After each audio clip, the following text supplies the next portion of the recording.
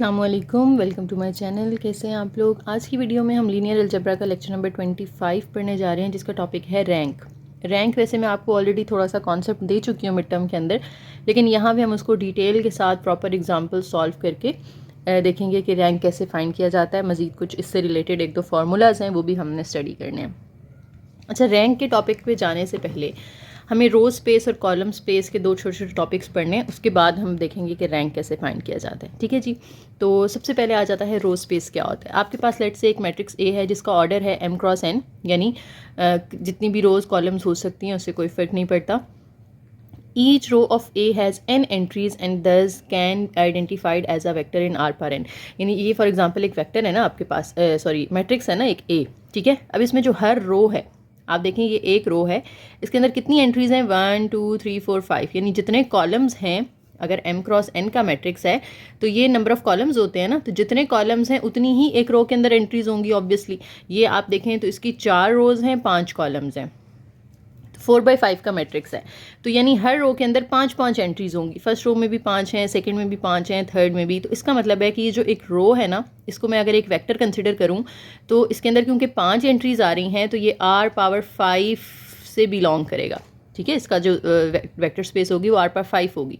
इसी तरीके से अगर इसके अंदर 3 एंट्रीज होती तो हम कहते हैं कि R³ में लाया करता है। ठीक हो गया। तो जितनी इसके अंदर एंट्रीज होती हैं वो उसी R⁴n के अंदर लाया करता है। ठीक हो गया। अच्छा, अब जो रो स्पेस है वो फाइंड कैसे की जाती है। The set of all linear combinations of the row vectors is called the row space of A. यानी ये फर्स्ट रो है, ठीक है, ये सेकंड रो है, ये थर्ड रो है, ये फोर्थ रो है। तो इसके अगर मैं वेक्टर्स बनाऊं तो ये 4 वेक्टर बनेंगे ना, 1 2 3 4। इन चारों वेक्टर्स के जितने भी लीनियर कॉम्बिनेशंस बन सकते हैं वो सब अगर मिला दिए जाएं तो जो एक सेट बनेगा उसे हम रो स्पेस ऑफ ए कहते हैं। और इसे रिप्रेजेंट कैसे किया जाता है, रो ए के साथ रिप्रेजेंट किया जाता है। ठीक है। और एक और बात कि अगर आप ए का ट्रांसपोज ले लें, आपको पता है जब ट्रांसपोज लिया जाता है तो ऑर्डर रिवर्स हो जाता है ना। अगर 4/5 है तो वो 5/4 बन जाएगी, यानी जो कॉलम्स हैं वो रोज़ बन जाती हैं, जो रोज़ होती हैं वो कॉलम्स बन जाती हैं। तो जितनी इसकी पहले रोज़ थी अब इसके इतने कॉलम्स बन चुके हैं, यानी 4 रोज़ थी पहले, अब जो ए ट्रांसपोज होगा ना उसके 4 कॉलम्स होंगे। तो इसका मतलब है कि जो रो स्पेस ऑफ ए है वो column space of A transpose के इक्वल होती है। ठीक है, कि जो ए की नंबर ऑफ रोज थी वो अब ए ट्रांसपोज के कॉलम बन चुके हैं। तो रो स्पेस ऑफ ए और column space of A transpose both are equal. ठीक हो गया। कॉलम स्पेस भी यही चीज़ होगी ना कि कॉलम्स का आप सारे जितने भी वेक्टर्स बन रहे हैं उन सबका एक सेट बना दें तो वो कॉलम स्पेस बन जाती है। ये एग्जाम्पल है आपके सामने, देखें एक मैट्रिक्स ए है, इसके अंदर ये फर्स्ट रो है -2 -5 8 0 -17। ये कॉमर्स लगा के एक वेक्टर मैंने बना दिया, इसको R1 का नाम दे दिया। सेकंड रो का एक वेक्टर बना दें, उसको R2 का नाम दे दें। थर्ड रो का एक वेक्टर बना दें, R3 बन जाएगा। फोर्थ रो को आप R4 का नाम बना दें, दे दें। ठीक है। अब इसके अंदर कितने कॉलम्स हैं, 5 कॉलम्स हैं, तो ये R⁵ में लाया करता है, यानी ये सब स्पेस किसकी है, R⁵ की है। ठीक है। और इसका जो स्पैन सेट बनेगा वो क्या होगा, देखिए कितने वेक्टर्स हैं हमारे पास, 4 वेक्टर्स हैं, तो स्पैन सेट के अंदर ये 4 वेक्टर्स आ जाएंगे, R1 R2 R3 R4। तो ये इसका स्पैन सेट हो जाएगा। तो ये इस तरह से इजीली आप जो है वो रो स्पेस फाइंड कर सकते हैं। नेक्स्ट एक और हमारे पास मैट्रिक्स है ए, इसका आपने बताना है कि रो स्पेस और स्पैन सेट क्या होगा। रो स्पेस देखिए इसकी क्या होगी, इसकी 2 रोज हैं, एक ये और एक ये, तो 2 वेक्टर्स बनेंगे, एक R1 एक R2। ठीक है। तो रो स्पेस ऑफ ए जो है वो किसके इक्वल होगा, span set of R1, R2। Span set के इक्वल क्यों है, क्योंकि रो स्पेस में हम सारे लीनियर कॉम्बिनेशन लेते हैं ना, और स्पैन सेट भी यही होता है कि R1 R2 के जितने भी लीनियर कॉम्बिनेशंस पॉसिबल हैं वो सब के सब मिला के एक सेट बना दो तो वो इसका स्पैन सेट कहलाता है, और वही हम रो स्पेस ऑफ ए कह रहे हैं। ठीक है। तो जिस रोज के लीनियर कॉम्बिनेशंस को हम जो है वो रो स्पेस ऑफ ए कहते हैं। नेक्स्ट एक थ्योरम है कि अगर आपके पास 2 मैट्रिसेस हैं ए एंड बी और both are row equivalent. Row equivalent का मतलब क्या है कि अगर आपके पास एक मैट्रिक्स ए है, आपने उस पर कुछ रो ऑपरेशंस अप्लाई किए हैं, कोई 2 रोज ऐड की हैं, सब्ट्रैक्ट की हैं, किसी को किसी से मल्टीप्लाई किया है, कोई भी रो ऑपरेशंस अप्लाई किए हैं, और उसके बाद आपके पास एक नया मैट्रिक्स आ गया है, और लेट से आप उसको बी का नाम दे देते हैं, तो जो रो स्पेसेस ए की होंगी ना वही बी की होंगी, दोनों की सेम होती हैं, इक्वल होती हैं। ये आगे हमें क्वेश्चन भी आएगा आगे कि find the basis for the row space of A. तो उसमें हम क्या करेंगे, हम पहले उसको एचलॉन में कन्वर्ट कर लेंगे, और कन्वर्ट करने के बाद जो नॉन जीरो रोज होंगी ना वो सारी मिल के बेसिस ऑफ रो स्पेस बनाएंगी ऑफ मैट्रिक्स ए। ठीक है। नेक्स्ट एक और हमारे पास थ्योरम है कि if A and B are row equivalent. Row equivalent वही बात जो मैंने ऊपर बताई है कि आप कुछ रो ऑपरेशंस अप्लाई करें तो जो नया मैट्रिक्स आता है ना उसको हम रो इक्विवेलेंट मैट्रिक्स कहते हैं। ए का। उसके लिए 2 पॉइंट्स हमें यहाँ पे दे दिए उन्होंने। कहते हैं जी, a given set of column vectors of A is linearly independent if and only if the corresponding column vectors of B are linearly independent. यानी बी के जो कॉलम वेक्टर्स हैं ना वो लीनियरली इंडिपेंडेंट होंगे तो ए के कॉलम वेक्टर्स भी लीनियरली इंडिपेंडेंट होंगे, क्योंकि ए जो है उसी से हमने बी निकाला है ना, उस पर कुछ रो ऑपरेशंस अप्लाई करके।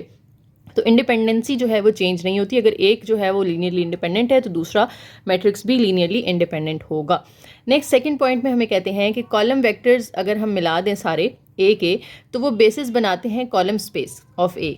ठीक है, इसी तरह से अगर आप कॉलम वेक्टर्स ऑफ बी मिला दें सारे तो वो बेसिस बनाएंगे for column space of B, क्योंकि ए जो है वही बात आ गई कि ए से ही हमने बी निकाला है, तो column vectors of A form a basis for the column space of A. और ये सिर्फ तब पॉसिबल होगा अगर बी के जो कॉलम वेक्टर्स हैं वो भी बेसिस बनाएं कॉलम स्पेस ऑफ बी के। अब बेसिस कैसे बनाते हैं ये हम फाइंड करना अभी सीखेंगे। नेक्स्ट एग्जांपल में कहते हैं find the basis of row and column spaces of A. Row space के लिए भी बेसिस फाइंड करनी है आपने, कॉलम स्पेस के लिए भी बेसिस फाइंड करनी है। सबसे पहले आपने इसको कन्वर्ट कर लेना है एचलॉन या रिड्यूस्ड एचलॉन, आपको जो ईजी लगे आप कर लें। रिड्यूस्ड एचलॉन ज़रा इजी रहता है कि आप पहला जो है वो 1 बना लेते हैं एलिमेंट, उसके नीचे फिर आपने सारे इस 1 के नीचे सारे 0 करने हैं। फिर जब ये मैट्रिक्स आ जाएगा फिर इसमें इसको अगेन आपने 1 है इसके नीचे आपने ये दोनों 0 करने हैं। वो करने के बाद अब आप देखेंगे कि इसके अंदर कितनी नॉन ज़ीरो रोज़ आ रही हैं। लास्ट वाली तो पूरी 0 हो गई है ना। ये मैं रिड्यूस्ड एचलॉन में कन्वर्ट करना स्टेप बाय स्टेप डिटेल से नहीं बता रही क्योंकि हम बहुत ज़्यादा प्रैक्टिस कर चुके हैं, तो ये आप लोगों ने खुद देख लेना है कि कैसे कन्वर्ट होगा। जब ये रिड्यूस्ड एचलॉन में कन्वर्ट हो चुका है तो अब आप देखें कि ये लास्ट रो तो पूरी हो गई 0, नॉन ज़ीरो रोज़ कितनी रह गई हैं हमारे पास, फर्स्ट, सेकंड और थर्ड। तो ये 3 वेक्टर्स आपने इकट्ठे कर लेने। पहले को आप R1 का नाम दे दें, दूसरे वेक्टर को R2 का नाम दे दें, तीसरे वेक्टर को आप R3 का नाम दे दें। तो ये तीनों वेक्टर्स मिल के बेसिस बनाएंगे फॉर रो स्पेस ऑफ ए।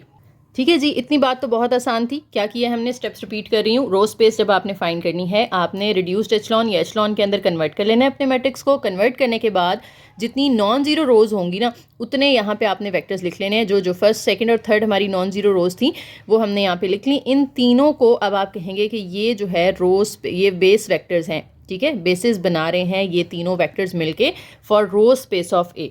अब आ जाती है बारी जी कॉलम स्पेस ऑफ ए कैसे फाइंड करना है। कॉलम स्पेस के लिए आप देखेंगे कौन कौन से कॉलम में लीडिंग एंट्री है। लीडिंग एंट्री आपको याद होगा first non zero entry, first row की लीडिंग एंट्री 1 है, सेकंड रो की लीडिंग एंट्री ये वाला 1 है, थर्ड रो की लीडिंग एंट्री ये वाला 1 है। तो ये कौन कौन से कॉलम में आ रहे हैं, फर्स्ट कॉलम में आ रहा है ये C1 में, ये वाला जो है ये C3 में आ रहा है, ये वाला जो है ये C5 में आ रहा है। तो C1, C3 और C5 के आप जो है वो वेक्टर्स बना लें, ये आपकी कॉलम स्पेस हो जाएगी। एक और बात कि जब आप रो स्पेस बना रहे होते हैं ना तो रो स्पेस में जब आप R1 वाला वेक्टर, R2 वाला वेक्टर, R3 वाला वेक्टर लिखेंगे तो वो किस मैट्रिक्स से लेना है, वो एचलॉन फॉर्म में जो मैट्रिक्स आ चुका है उसमें से आपने फर्स्ट, सेकंड और थर्ड रो उठा के यहाँ पे वेक्टर्स बनाने हैं। ठीक है, लेकिन जब कॉलम स्पेस की बारी आएगी तो आपने लीडिंग एंट्रीज तो इसमें से ही देखनी है जो एचलॉन फॉर्म के अंदर है। लेकिन जब आपको कॉलम्स का एड्रेस पता चल गया है कि फर्स्ट, थर्ड और फिफ्थ कॉलम है तो वो कॉलम आपने यहाँ से नहीं उठाना कि 1 0 0 0 ये पहला कॉलम इधर लिखते नहीं। जो हमारा ओरिजिनल मैट्रिक्स था ए उसका पहला कॉलम आएगा 1 2 2 -1 इस तरीके से। अब कॉलम 3 जब आपने लिखना है तो वो एचलॉन फॉर्म वाले में से नहीं लिखना, वो आपने ओरिजिनल मैट्रिक्स में से कॉलम 3 उठाना है 4 9 9 -4। इसी तरीके से जब आप C5 लेंगे तो वो भी आप ओरिजिनल मैट्रिक्स में से लेंगे जो आपका रो ऑपरेशन से पहले वाला मैट्रिक्स था। इसमें से C5 हमारा ये 1 2 3 4 5 ये वाला बनता है 5 8 9 -5।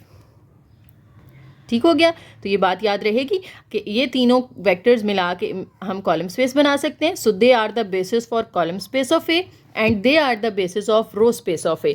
रो स्पेस ऑफ ए में जो वेक्टर्स आते हैं वो आपने एचलॉन फॉर्म में से उठा के लिखने होते हैं, लेकिन कॉलम स्पेस में जो कॉलम्स आएंगे उनका एड्रेस तो आप यहाँ से लेंगे एचलॉन वाले में से कि जो लीडिंग एंट्री जिस इस कॉलम में पड़ी हुई है वो कॉलम का नंबर लिख लें और फिर वो कॉलम नंबर आपने इधर से देख के उस कॉलम की एंट्रीज यहाँ पे लिख लेनी है। ठीक है, तो ये स्टेप्स आपको उम्मीद है याद हो गए होंगे।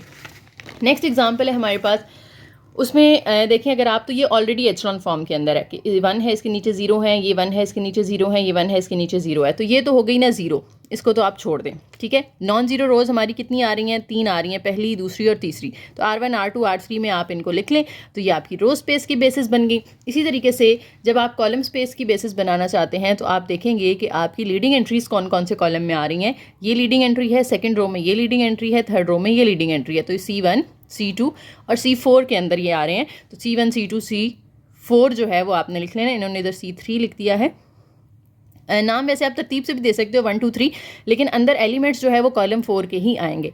कॉलम 1 के एलिमेंट्स आगे 1 0 0 0, कॉलम 2 के आगे 2 1 0 0, और कॉलम यहाँ पे आप 4 का नाम दे दें, या आप तरतीब से 1 2 3 का नाम देना चाहते हैं 3 का दे दें, लेकिन हमारी एंट्री जो है वो C4 के अंदर पड़ी है ना, तो C4 वाली वैल्यूज आएंगी 0 0 1 0। समझ आ रही है? कॉलम 3 वाली नहीं यहाँ पे लिख देनी आपने। तो ये these 3 vectors form a basis for column space of the matrix R। Next example 3 में आपको अलग अलग वेक्टर्स दिए हुए हैं और कहते हैं basis of a vector space using row operations, यानी आपने रो स्पेस के जो है वो बेसिस फाइंड करनी है। तो रो स्पेस की बेसिस हैं, तो ये जो आपको वेक्टर दिया हुआ है ना, अब इसको आपने रो में ही लिखना है, कॉलम में नहीं लिखना। 1 2 0 0 3 आप पहली रो बना लेंगे, ये जो है इसको आप दूसरी रो बना लेंगे, ये तीसरी रो, और ये वाली फोर्थ रो आ जाएगी। अब आपने इसकी अगर रो स्पेस की बेसिस फाइंड करनी है तो आप इसको एचलॉन में कन्वर्ट करेंगे।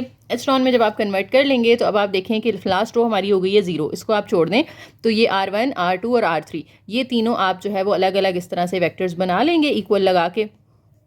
इसके अंदर आप R1 की वैल्यूज़ कॉमा लगा के, R2 की वैल्यूज़, फिर R3 की 0 0 1 1 0, इस तरह करके आपने क्या कर लेना है, तीनों वेक्टर्स को इकट्ठा करके बता देना है कि they are the basis of row space of matrix, जो भी उसका नाम होगा। अगली फिर एग्जांपल 4 में भी आपने उसी तरीके से basis for row space find करनी है। तो सेम मेथड होगा, आपने इसको एचलॉन में कन्वर्ट कर लेना है, फिर जितनी भी नॉन जीरो रोज़ होंगी वो आपकी रो स्पेस के वेक्टर्स बन जाएंगे। इन्होंने यहाँ पे ए ट्रांसपोज वाला मेथड यूज़ किया हुआ है, तो मैं ओवरेबली आपको बता देती हूँ कि आप ए ट्रांसपोज से भी फाइंड कर सकते हैं और सिंपल आप ए से भी फाइंड कर सकते हैं। ए से तो हमने पीछे सीख लिया ना कि आपने सिर्फ इसको एचलॉन में कन्वर्ट करना है, जो नॉन जीरो रोज़ होंगी वो आपकी बेसिस फॉर रो स्पेस बन जाएंगी। लेकिन अगर आप इसको ट्रांसपोज में कन्वर्ट करके करते हैं तो भी आंसर सेम ही आएगा, क्योंकि हमने जब पीछे पढ़ा है कि column space of A transpose जो है वो इक्वल होता है रो स्पेस ऑफ ए के। तो जब आप ए ट्रांसपोज को एचलॉन में कन्वर्ट कर लेंगे, यानी इसका ट्रांसपोज लें, उसको एचलॉन में कन्वर्ट कर लें, फिर उसकी कॉलम स्पेसेस निकाल लें। कॉलम स्पेसेस क्या होता है, जहाँ जहाँ लीडिंग एंट्री पड़ी हुई है वो कॉलम आप ले लें, फिर उस कॉलम को ही आप रो स्पेस ऑफ ए कह देंगे। ठीक है, तो आप कॉलम स्पेस वाली मेथड से करना चाहते हैं तो उससे कर लें, वरना रो से कर लें। तो रो से करना ज़रा ज़्यादा आसान है कि डायरेक्ट आपने बस एचलॉन में कन्वर्ट करना है और नॉन जीरो रोज़ को अलग अलग वेक्टर बना देना आपने। नेक्स्ट एग्जाम्पल नंबर 5 है, इसमें कहते हैं find basis of row space, basis for column space and null space. 3 चीज़ें फाइंड करनी है। तो रो स्पेस के लिए क्या करेंगे, इसको एचलॉन में कन्वर्ट करेंगे। देखिए हमने एचलॉन में कन्वर्ट कर लिया है। एचलॉन में कन्वर्ट करने के बाद हम देख रहे हैं कि ये लास्ट रो तो हो गई है 0, नॉन जीरो रोज़ हैं R1 R2 और R3। तो ये R1 का हमने वेक्टर बना लिया, R2 का बना लिया, R3 का बना लिया, तो ये हमारी रो स्पेस तो बन गई, बेसिस फॉर रो स्पेस आ गई। अब हमने basis for column space find करनी है। तो हम देखेंगे कि हमारी लीडिंग एंट्री कहाँ कहाँ पड़ी हुई है। फर्स्ट कॉलम में पड़ी है, सेकंड कॉलम में पड़ी है और फोर्थ कॉलम में पड़ी है। तो फर्स्ट सेकंड और फोर्थ कॉलम हमने ए के लिखने, इसके नहीं लिखने। जो हमने रो इक्विवेलेंट मैट्रिक्स बनाया ना उसके नहीं लिखने, इसके लिखने हैं। तो इसका फर्स्ट कॉलम है -2 1 3 1, तो वो हमारी देखें पहला वेक्टर आ जाएगा बेसिस फॉर कॉलम स्पेस के अंदर। इसी तरह से -5 3 11 7 ये दूसरा वेक्टर आ जाएगा, और फिर ये कॉलम 4 लेना है आपने, तो 0 1 7 5 ये आपका तीसरा वेक्टर। तो ये 3 आपकी कॉलम स्पेस के अंदर बेसिस आ गई, 3 आपकी रो स्पेस के अंदर बेसिस आ गई।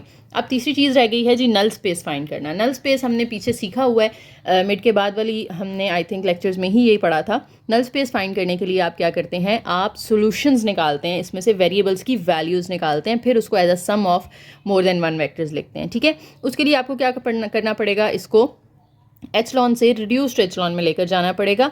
वैसे आप एचलॉन से भी बना सकते हैं, लेकिन रिड्यूस्ड एचलॉन कर लेंगे तो ज़रा काम ज़्यादा आसान हो जाएगा। ठीक है, तो जो आपकी एचलॉन फॉर्म आई थी जिसमें आपने 1 के नीचे वाले सारे 0 बनाए थे, इसमें अब 1 के ऊपर वाला भी 0 बना लें। ठीक है, इसको 1 बना के इसके ऊपर वाले भी आप क्या कर लें, 0 बना लें। वो करने के बाद यानी जब आप रिड्यूस्ड एचलॉन में चले जाएंगे, अब आपने बनानी है इक्वेशंस। देखें ये x1 का, ये x2 का, x3 x4 और x5 का कॉलम होगा, और इक्वल टू सबको हम 0 रखेंगे क्योंकि ऑगमेंटेड मैट्रिक्स में हमें लास्ट में कुछ दिया नहीं हुआ तो हम 0 0 कर लेते होते हैं। ठीक है, ax इज इक्वल टू 0 वाली फॉर्म बनाएंगे हम यहाँ पर। तो देखें ये x1 और ये x2 का तो 0 हो गया, x3 x4 भी 0 हो गया, x5 तो x1 plus x3 plus x5 is equal to 0 आ जाएगा। ये एक इक्वेशन बन जाएगी। फिर यहाँ से देखें x1 वाला 0 हो गया, तो x2 minus 2x3 plus 3x5 ये दूसरी इक्वेशन बन जाएगी। इसमें x1 भी 0, x2 भी 0, x3 भी 0, तो x4 माइनस 5x5 ये इज इक्वल टू 0, और लास्ट वाली तो वैसे ही 0 इज इक्वल टू 0 है। तो 3 इक्वेशंस बनी है और तीनों में लीडिंग एंट्री कौन कौन सी है, x1 है, x2 है और x4 है।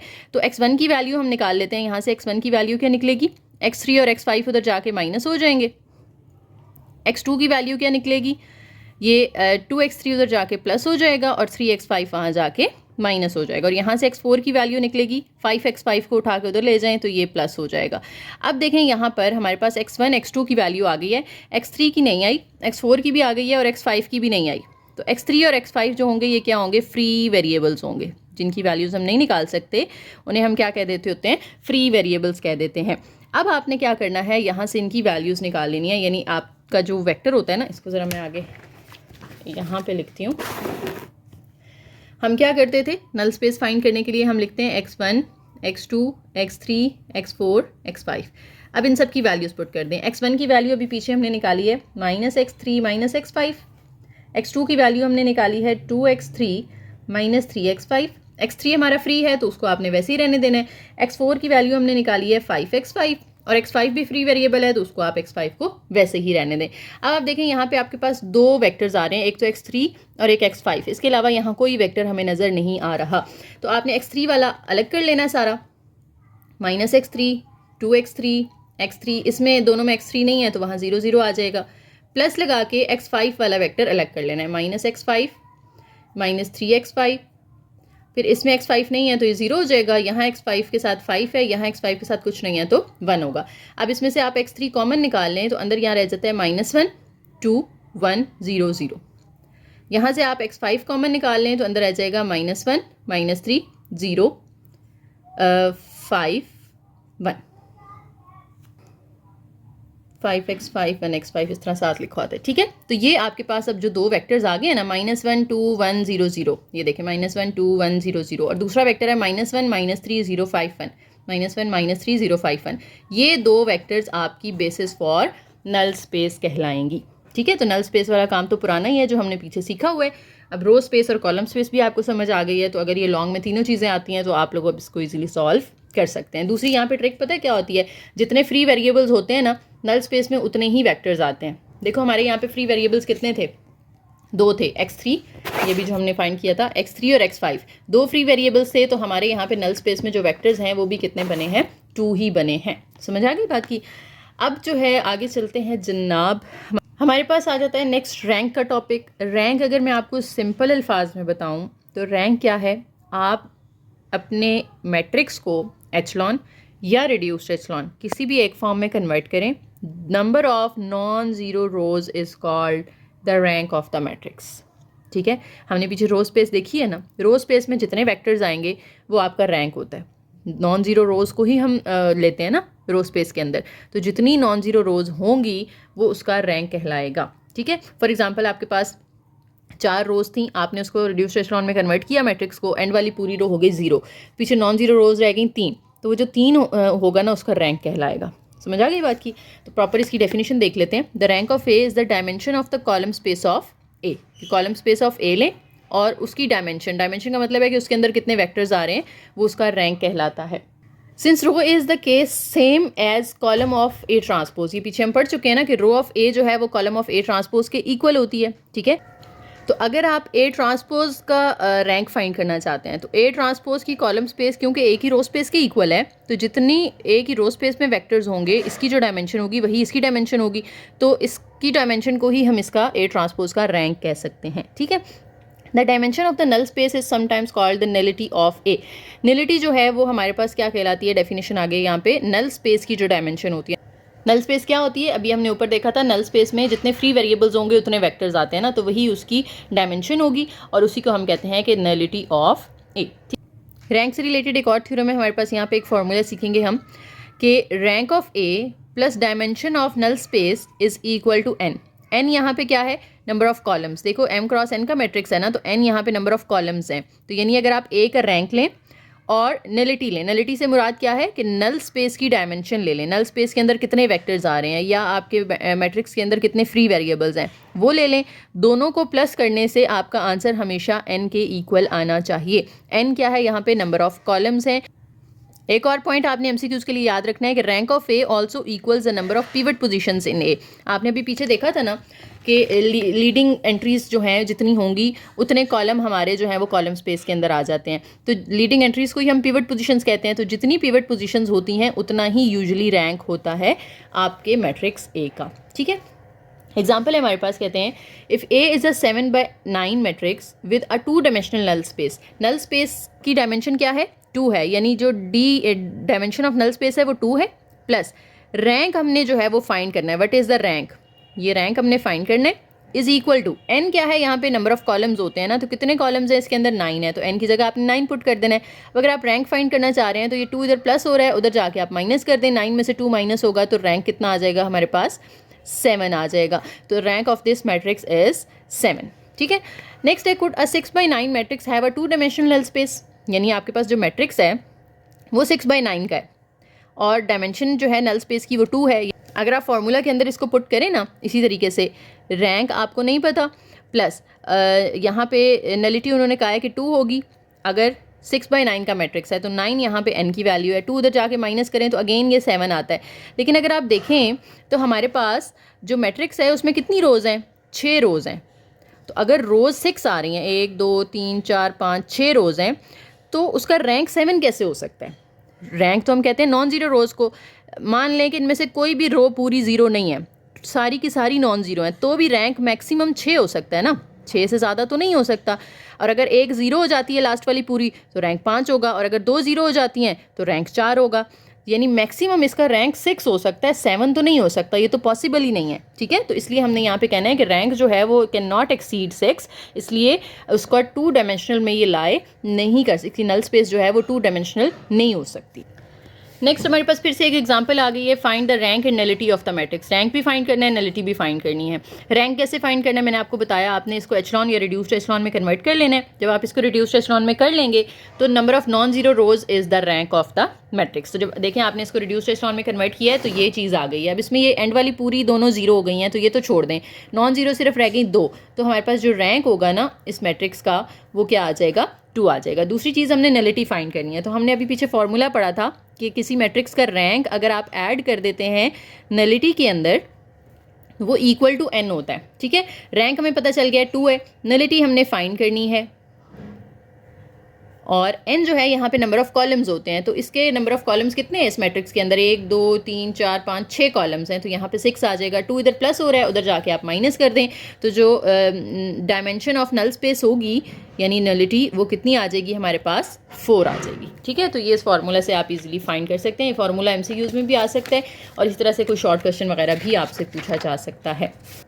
अगर तो वो सिर्फ नलिटी कह रहे हैं ना तो आप सिर्फ इस फार्मूला से भी निकाल सकते हो। लेकिन अगर वो कहते हैं कि नल स्पेस फाइंड करके दिखाएं तो नल स्पेस फाइंड कैसे करनी है, आपने इधर से इक्वेशंस बनानी है, x1 वाली, फिर x3 x4 x5 x6 और इक्वल टू 0। ये x1 0 हो जाएगा, x2 x3 x4 x5 x6 और इस इक्वल टू 0। अब इसमें से सिर्फ आप x1 और x2 की वैल्यू निकाल सकते हो, बाकी जो सारे x होंगे वो फ्री वेरिएबल्स होंगे।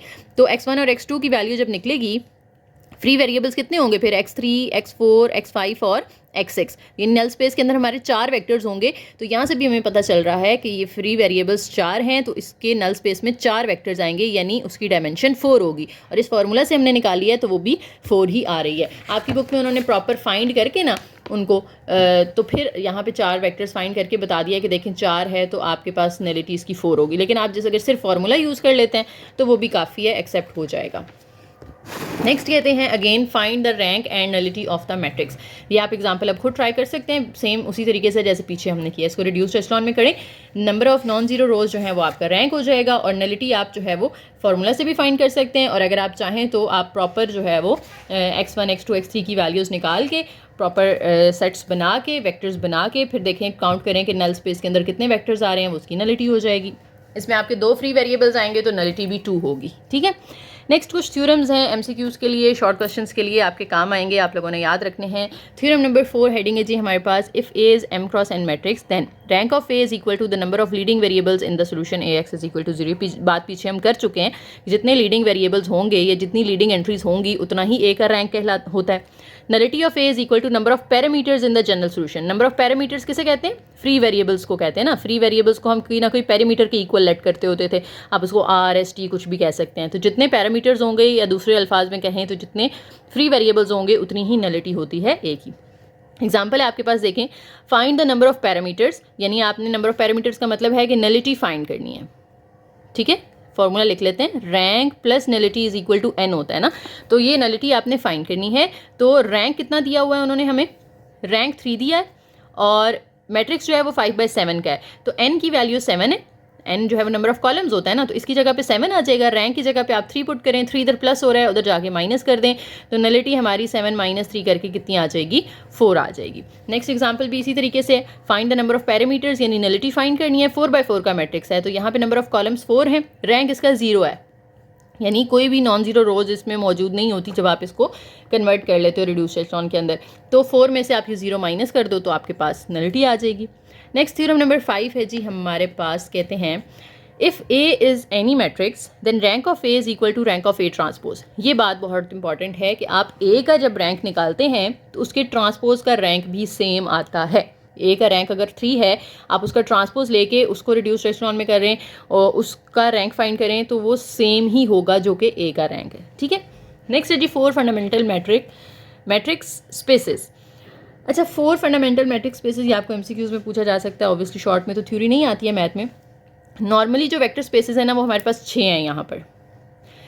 रो space of A, column space of A, null space of A, फिर row space of A transpose, column space of A transpose, null space of A transpose. ठीक है, अब इनमें से आपको पता है कि जो ए की रो स्पेस है वो ए ट्रांसपोज की कॉलम स्पेस बन जाती है, क्योंकि जब आप ट्रांसपोज लेते हो तो रोज कॉलम में कन्वर्ट हो जाती हैं। इसी तरीके से अगर मैं कह दूं कि जो रो स्पेस ऑफ ए है वो इक्वल है column space of A transpose के, तो ये बात पीछे भी हम करके आ चुके हैं, तो ये दोनों सेम चीज़ें। इसी तरीके से जो ए के कॉलम होते हैं वो ए ट्रांसपोज की रोज बन जाती हैं, तो कॉलम स्पेस ऑफ ए जो है वो इक्वल होगी रो स्पेस ऑफ और ए ट्रांसपोज, यानी column space of A is equal to row space of A transpose. तो ये दोनों आपस में इक्वल हैं, ये दोनों आपस में इक्वल हैं, तो बजाय इनको 2-2 दफ़ा लिखने के इनको एक ही दफ़ा लिख लेते होते हैं। हम क्या कहते हैं कि रो स्पेस ऑफ ए लिख लें, कॉलम स्पेस ऑफ ए लिख लें, और ये नल स्पेस दोनों की अलग अलग होगी, ये सेम नहीं होती। Null space of A transpose, फिर नल स्पेस ऑफ ए। तो ये 4 हमारे फंडामेंटल वेक्टर स्पेसेस होती हैं। ये MCQs के लिए आपने याद रखनी है। ठीक हो गया, रिपीट कर रही हूँ, 4 फंडामेंटल मैट्रिक्स स्पेसेस कौन सी हैं? Row space of A, column space of A, null space of A and null space of A transpose. ठीक है, अच्छा, अभी हमने पीछे एक फॉर्मूला पढ़ा था, ये फॉर्मूला बार बार रिपीट हो रहा है। रैंक प्लस नलिटी किसकी इक्वल होती है? एन की इक्वल होती है। तो अगर आप नलिटी निकालना चाहते हो तो वो किसकी इक्वल होगी? एन माइनस आर के। एन माइनस आर से मुराद रैंक है। ठीक है, तो नलिटी इज इक्वल की रैंक उठा के उधर ले जाएं तो माइनस हो जाएगा, तो nullity is equal to n minus r. ये है नलिटी ऑफ ए। लेकिन अगर आप नलिटी ऑफ ए ट्रांसपोज लेना चाहते हैं, नलिटी ऑफ ए ट्रांसपोज, तो वो क्या होगा? वो होगा एम माइनस आर। सॉरी, ये आउट ऑफ फ्रेम हो गया था। अगर हम नलिटी ऑफ ए लेते हैं तो वो एन माइनस आर है, नलिटी ऑफ ए ट्रांसपोज जो है वो एम माइनस आर होगा, क्योंकि हमारा मैट्रिक्स क्या है? एम बाई एन का है।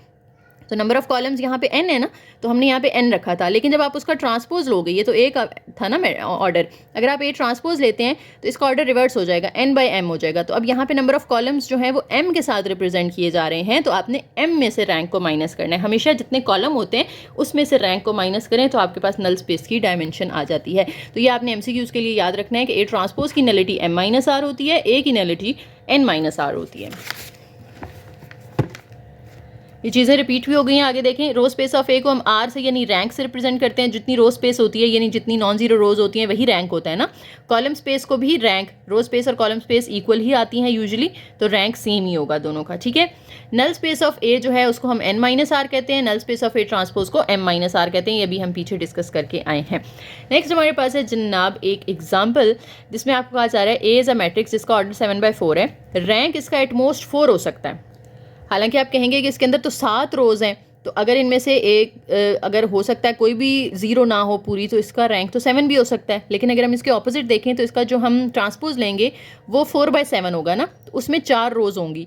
तो जितनी रोज़ हैं रैंक उससे ज़्यादा नहीं हो सकता। आपने अभी पीछे पढ़ा है कि जो ए का रैंक होता है वही ए ट्रांसपोज का रैंक होता है। तो अगर ए ट्रांसपोज का रैंक 4 से ऊपर नहीं जा सकता तो ए का रैंक भी 4 से ऊपर नहीं जा सकता। समझ आ गई बात की? तो मैक्सिमम इसका रैंक 4 हो सकता है, 4 से ज़्यादा नहीं हो सकता। तो ये बात आप लोगों ने याद रखनी है। सिर्फ ये देख के, नंबर ऑफ रोज देख के आपने नहीं कह देना कि ज़्यादा से ज़्यादा इसका रैंक 7 हो सकता है, बल्कि इसके ट्रांसपोज को भी कंसिडर करें, फिर देखें कि इसका मैक्सिमम रैंक कितना जा सकता है। नेक्स्ट एक थ्योरम है जी हमारे पास, invertible matrix theorem. Invertible matrix theorem क्या है कि एक ए मैट्रिक्स है आपके पास जिसका ऑर्डर n बाई n है। n बाई n से मुराद ये है कि वो स्क्वायर मैट्रिक्स होगा, जितनी रोज हैं उतने ही कॉलम्स हैं। अभी तक हम पीछे जो रैंक पढ़ के आए हैं ना, उसमें हमारा मैट्रिक्स होता था m बाई n का, यानी नंबर ऑफ रोज और कॉलम्स सेम नहीं होते थे। ये रेक्टेंगुलर मैट्रिक्स था। अभी हम स्क्वायर मैट्रिक्स के बारे में पढ़ रहे हैं, और स्क्वायर मैट्रिक्स इन्वर्टिबल भी हो सकते हैं, यानी उनका इन्वर्स फाइंड किया जा सकता है ना, डिटर्मिनेंट लिया जा सकता है। अच्छा, इसमें जो कॉलम ऑफ ए होते हैं they form a basis for R पर n. Column space of A जो है वो आर पर एन के इक्वल होती है। कॉलम स्पेस की जो डायमेंशन है, यानी कॉलम स्पेस में कितने वेक्टर्स आ रहे हैं, वो नंबर ऑफ कॉलम्स के इक्वल होंगे। जो नंबर ऑफ कॉलम्स या नंबर ऑफ रोज ले लें, दो लेट्स से 2x2 का मैट्रिक्स है ना, तो अब इसकी जो कॉलम स्पेस बनाएंगे ना हम, तो उसकी जो डायमेंशन होगी, यानी कॉलम स्पेस के अंदर कितने वेक्टर्स आ रहे हैं, वो 2 ही होंगे, क्योंकि इसका ऑर्डर 2x2 है। ठीक है, इस तरह से जब आप 2x2 का रैंक लेंगे तो वो भी 2 ही आएगा, यानी रैंक जो है वो मैक्सिमम n के इक्वल होगा, यानी 2 के इक्वल होगा, इससे ज़्यादा या कम नहीं होता। इसकी जो नल स्पेस होगी उसके अंदर 0, यानी